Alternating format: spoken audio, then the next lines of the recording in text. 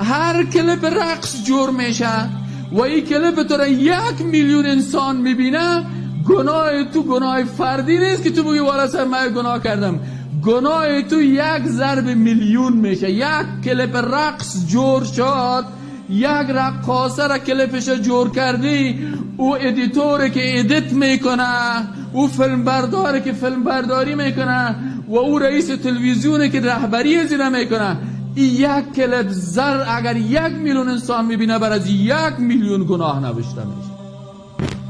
چرا 1 میلیون انسان به معصیت الله دعوت کرد.